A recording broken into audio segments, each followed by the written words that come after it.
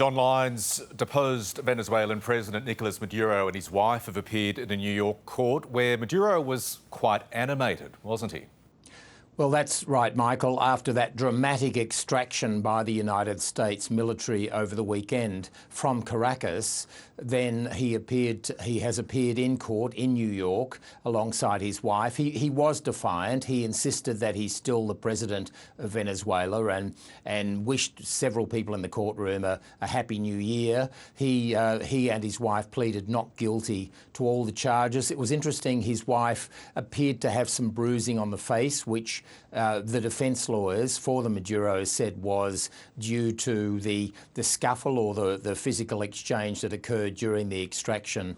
But he made it clear that he believed that this was a completely unfair process, that he was not guilty of all of this, and the judge kept trying to keep him to the bare minimum so that the case can be heard properly in about 2 months from now. Just up the road in Manhattan, the United Nations Security Council was meeting an emergency session. John, what were some of the different views expressed about the US operation in Venezuela there?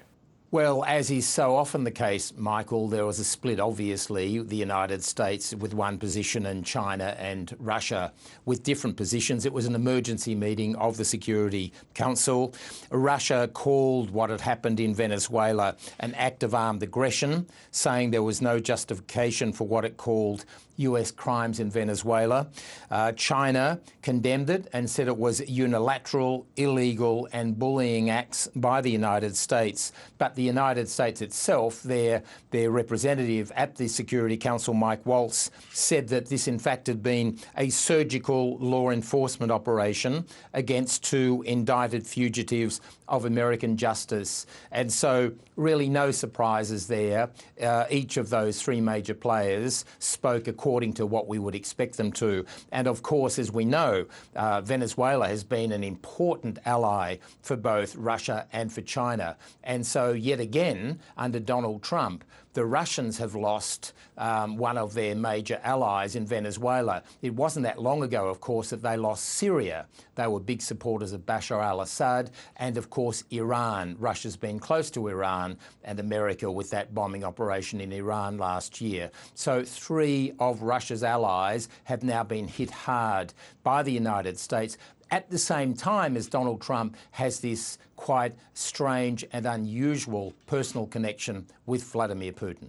US President Donald Trump, at the same time, has been musing about the US taking control of Greenland. He's been on this front for some time in the past, but he's made more suggestions along those lines ever since the Venezuela operation. This has invited quite a forceful pushback from the Danes, hasn't it? That's right. Denmark, of course, was one of the founding members of NATO. So it shows you, Michael, how much the world is now in upheaval in terms of traditional alliances and what we thought were the geopolitical understandings of the post-World War II world. In fact, to have the United States, President Trump suggesting a takeover of part of a territory of a founding member of NATO. And of course, the whole point of NATO was that should one NATO member be attacked, then all NATO members would come to the defence under Article 5. Yet here we have the most powerful member of NATO, the United States, talking about an operation against a NATO ally, a NATO member. Now, in fact, Stephen Miller, who's one of the closest advisors to President Trump, has said in the last few hours that he said, what right does Denmark assert control over Greenland? What is the basis of their territorial claim? And he said, obviously, Greenland should be part of the United States. And he then went on to say, we are a superpower, and under President Trump, we are going to conduct ourselves as a superpower. And so I think people in Greenland and Denmark, as well as Cuba and Colombia and many other countries, would be quite nervous tonight about this dramatic change in the world order. It has been quite dramatic, and taking that further, what does the Venezuela operation, in your view, John, tell us about how Donald Trump sees America's role in the world in his second term? Well, Michael, I think there's two things we can draw very clearly from what happened in Venezuela. The first is in the military sense of how the Trump White House sees its military posture. We saw with the bombing of the Iranian nuclear facilities last year, where America lost no members of its own armed forces. They were from a very high area. They were sort of aircraft bombings of those nuclear facilities. There were no American casualties. It was short, it was clinical, it was over in a matter of hours. I think Donald Trump's realised that what previous presidents have done, the quagmires of places like Iraq and Afghanistan, the American public has no more appetite for that anymore, especially his own MAGA base, the Make America Great Again. And Venezuela was another example of a matter of a few hours. They were in and they were out. And the American public, his supporters at least, certainly like the image of a strong America taking this leader who they regard as, many of them, as a dictator, who's been emboldening drugs coming into America. He's now in detention. That goes down well with the MAGA base.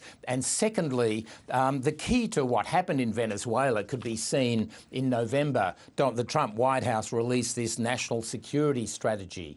And in fact, it's almost the playbook for what happened in Venezuela, because what it says here, it describes the Trump foreign policy, which is essentially now, we can see that the world's divided into different spheres. And he makes clear, or the Trump White House makes clear, that this area here, they call it the Western Hemisphere, that this is, we will deny non-hemispheric competitors the ability to position forces or other threatening capabilities in our hemisphere.